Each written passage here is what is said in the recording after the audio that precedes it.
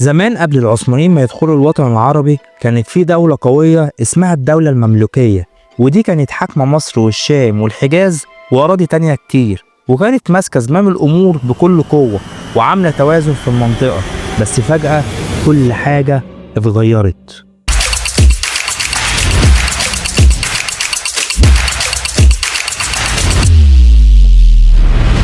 قبل ما ابتدي لازم تعرف ان الكلام ده مش كلامي، وهقولك في نهاية الفيديو على اسم الكتاب اللي جايب منه الكلام ده. الدولة المملوكية كان لها إدارة منظمة، السلطان هو الكل في الكل، وتحت إيده في نواب بيديروا الشام ومصر وأقاليم تانية كتير. كانوا عارفين إن البلاد دي فيها قبائل كتير وعادات مختلفة، فادوهم شوية حرية، بس الكلام ده كان تحت رقابة محكمة عشان ما يبقوش دويلات جوه الدولة. وأي حد يتمرد السلطان يبعت له تجريدة، ودي عبارة عن مجموعة من الفرسان علشان يربوه. لما العثمانيين دخلوا مصر والشام أول حاجة عملوها كافئوا الخاينين، خير بك بأوالي مصر وجان برد غزالي بأوالي الشام، بس الاتنين اتمردوا بعد شوية، وده كان أول درس لإسطنبول، لازم ما نسيبش القوة في إيد واحد أبدا. السلطة ما كانتش في إيد الباشا بس، العثمانيين رموها في الملعب وخلوا كل القوة تتخانق عليها، القبائل، الزعامات، الانكشارية، حتى المماليك الباقيين. هم كانوا قاعدين بيتفرجوا، ولو حد قرب علشان يسيطر كانوا بيتدخلوا ويدمروا التوازن ده. العراق كانت مليانة قبائل بتتخانق، الشام بيتحارب فيه المعنيين والشهابيين، لبنان كان فيها مذابح بين الدروز والمسيحيين، القاهرة كان فيها ضرب نار من فوق المآذن بدل الأذان. واللي حصل ده ما كانش صدفة، ده تخطيط عثماني محكم.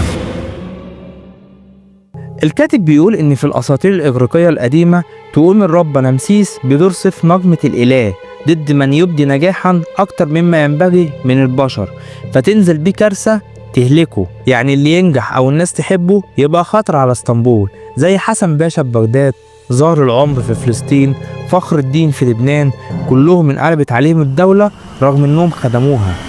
نجاحهم كان جريمتهم الوحيدة. الكاتب بيقول إن التاريخ بيعيد نفسه، ولكن الأكثر دقة إن إحنا نقول إن الإنسان بيعيد أخطائه، وكلما شرع في تكرار حماقة سابقة فإنه يمني نفسه أن الأمر سيختلف هذه المرة، وهذا ما فعله العثمانيين. لأن العثمانيين بتفريقهم من البلاد فتحوا الباب للتدخل الأجنبي، فرنسا دعمت الموارنة، إنجلترا وقفت مع الدروز، روسيا قالت أنا رأس الأرثوذكس وعاوزة وصاية. الدولة بقت ساحة حرب بين الكل، وبقت لقمة سهلة للمستعمر الأوروبي.